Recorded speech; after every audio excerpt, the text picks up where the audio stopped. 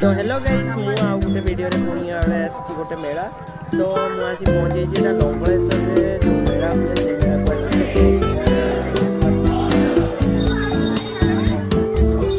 दुकान बाड़ी पूरा भर्ती आ लोक गहड़ी एठी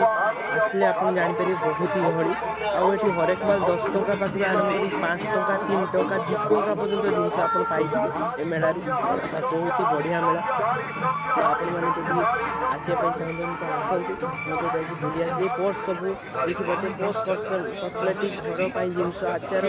तो घर पई एमती कि हरेक माल 3 टका पाइबे 5 टका 10 टका सब रक पाई परिबे मेला रे आ बहुत ही लोक भीड़ हेतला तो मु जीवार आ गोटे दिन आज अछि तो मेलाटा 2 दिन पूर्व जाइली तो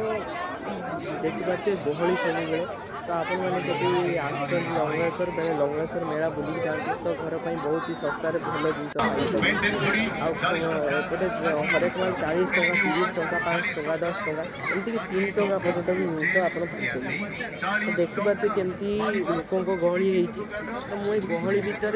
जाकि वीडियो करने बहुत ही मुश्किल था कि देखी पार्टी देखे तो देखिपारे सब केमती कौन सब माने जिनस गुड़ा सब पूरा बहुत ही सुंदर जिनस सब कम रेट मिलती तो लोक गहली भी थी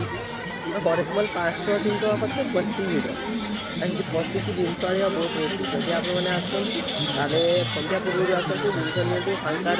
आराम से नहीं पारे जिते राति हम से लोक आस देखिपारे सब दुकान सब बहुत सुंदर सुंदर हरेक माल 5 टका 5 रुपया 3 रुपया दुकान आसने देन जापर आउ खाइबा जिनस कथा कहले खाइबा जिनस भी बहुत ही दुकान थी किणवा जिनस खाइबा जिनस गोटे दिन बुलिक सारी पारि तो आप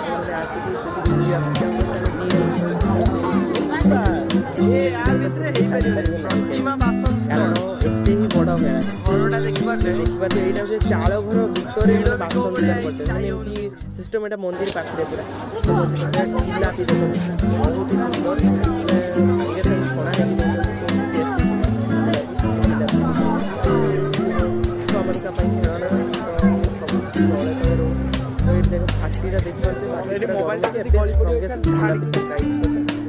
फाटीटा देखिपारे ये हूँ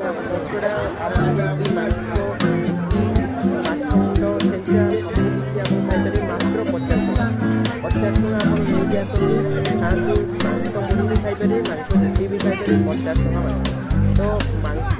मुठी भी खाई मांस बढ़िया मटन प्राइस था 150 टका प्लेट चिकेन प्राइस था 50 टका तो आप रुटी आ मांस खातु मौसा दुकान में बहुत ही टेस्टी रही सांग मैंने जय जगन्नाथ।